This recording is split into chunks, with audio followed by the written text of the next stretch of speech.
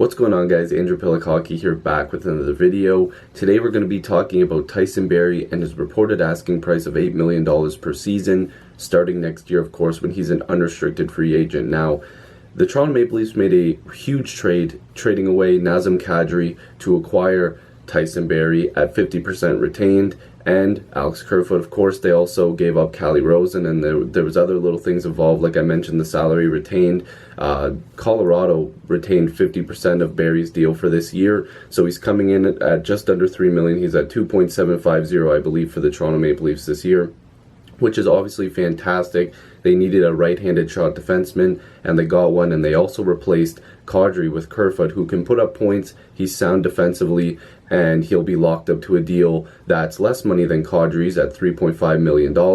Of course, his production hasn't been as big as Kadri's, but it's been right there, and they're hoping that with the right line mates here in Toronto that he can produce the same type of output, maybe not as many goals, but maybe close to the output that Kadri did and still be sound defensively while coming in at a cheaper cap hit. So that's a solid move for the Leafs, but the biggest thing is Tyson Barrie. He might possibly be a one-year rental, which is something that the Leafs want to do in terms of acquiring assets. They want to be able to bring in guys to play defense for 1 year if they have to go for it. But with Tyson Barrie, I think the Toronto Maple Leafs are going to be looking to extend him past this season. Now, the reason I say this is because of a variety of reasons. Like I said, he's a right-handed shot defenseman. He's 27 years old.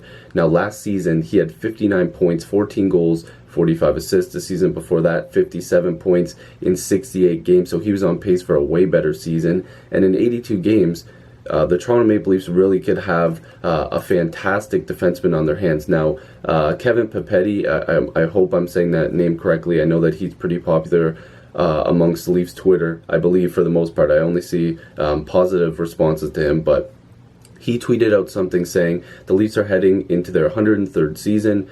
Tyson Barrie scored at a 62-point pace last year, 59 points in 78 games played. How many times has a right-handed shot defenseman scored 62 points in a season? In Leafs history, 0. The Leafs needed something like this. They needed a guy like Tyson Barrie. Now, I really believe that he's going to make a very positive impact on the Toronto Maple Leafs blue line, and the $8 million asking price might not be too outrageous. We just seen what Jacob Trouba received, and I mean, that guy's really good, but Barrie also puts up a ton of points, and a lot of people have been arguing the fact that Trouba is like this amazing defender. Now, I took heat for this, but I said that Trouba wasn't, an amazing defender, which I still stand by. He's really not. There's statistics to show that he's not like this outstanding defensive defenseman, but neither is Tyson Barrie. I would give the edge to the defensive side to Trouba for sure, but offensively, I still think that Barrie's the more gifted scorer, and I think that he's shown over time that he can do it repeatedly, and he's going to continue to do that. Whereas Trouba, he took a step last year offensively, but I still think Barrie is an elite scorer on the blue line. So, Luke Fox put out a really good article saying that he doesn't believe that it's outrageous either, and I wanted to go to this because there's some things in here that I believe are very interesting and opinions that I shared. I've said it before on this channel. The reason why the Leafs were willing to do this is because their blue line next year is going to be completely reshaped. They're going to have to do some big contracts next year, including guys like Travis Dermott and Tyson Barrie, of course. A guy like Cody Ceci will be up, Jake Muzzin. So they've got some moving around to do. Morgan Riley is at $5 million for one more season. After this year, then there's one more year of Morgan Riley at $5 million. Then you can just imagine the kind of output, the contract he's going to get. The output he's going to have this season is going to relate to another big year, another big contract for him. Because $5 million right now is a steal. I would agree with that.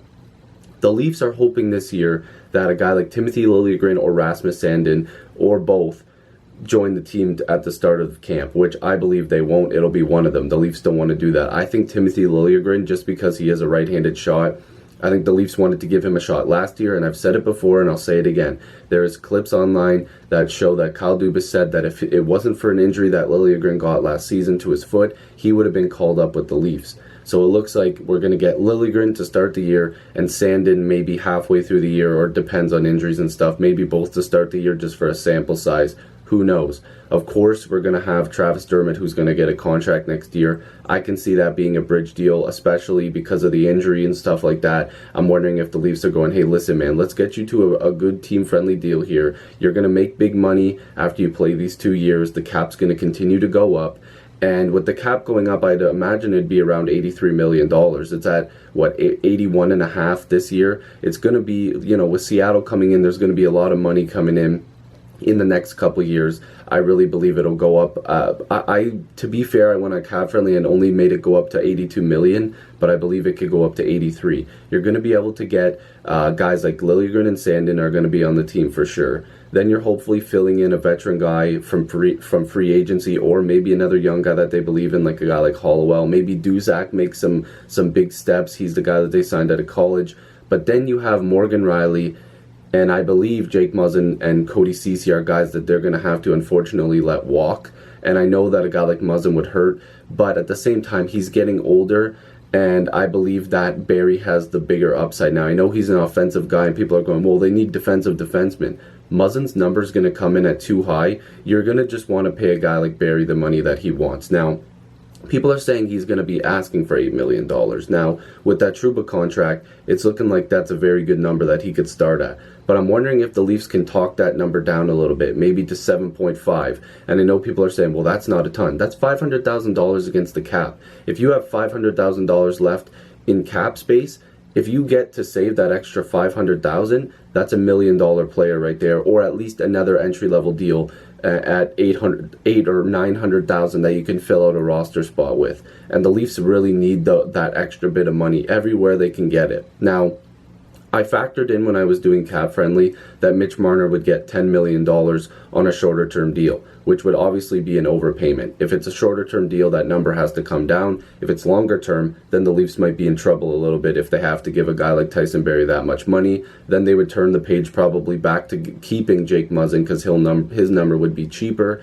And then you would see if you want to keep a guy like Cody Ceci, which I don't believe they would want to. I think that they would go for a cheaper veteran player. And Cody Ceci, depending on the year he has, the Leafs might want to trade him mid-season for a cheaper player, or to be able to call up a younger guy. Because who knows, maybe the Leafs aren't going to want to keep Cody Ceci the whole time and are looking to replace him with somebody else once they pump that value up. So I'm not sure what they want to do there, but that's a possibility. So I really do believe that Tyson Barrie will stay a Toronto Maple Leaf past this season. It's just how much are the Leafs willing to pay? That number is going to be huge, and the decor is going to be completely different by next season. So I want to know your guys' thoughts.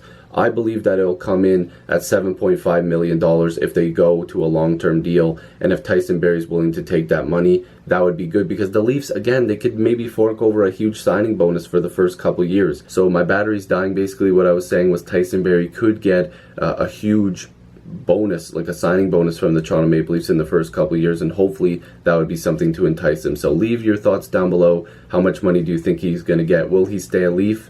And hopefully I'll see you guys in the next video or stream. Peace.